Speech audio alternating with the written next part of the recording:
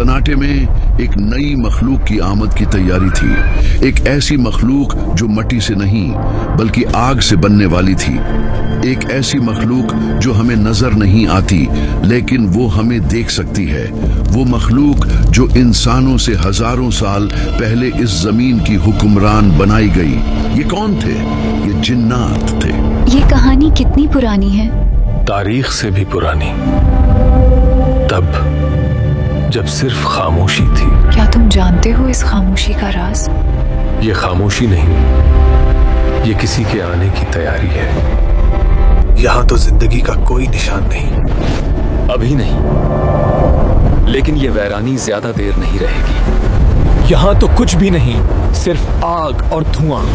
ये वैरान नहीं है, ये अपने पहले बादशाहों का इंतजार कर रही है। जमीन के इस हिस्से पर अब मेरा कबीला आबाद होगा। हद में रहो, वरना वो जंग होगी जो आसमान ने भी नहीं देखी। ये वादियां हमारी हैं, यहाँ का कानून सिर्फ ताकत है। तो फिर जो ताकतूर है, हुक्मरानी उसी की होगी। जहाँ तक नजर जाती है, ये सब हमारा है और कोई दूसरा यहाँ कदम रखने की जरात नहीं कर सकता है।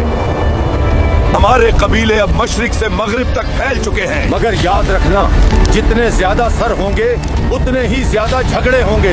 ये जमीन मेरी है, यहाँ मेरे सिवा कोई सर नहीं उठा सकता। तो फिर तैयार हो जाओ। जिस जमीन को इबादत के लिए बनाया गया था वो कब्रिस्तान बन गई। उन्होंने अपने रब को भुला दिया।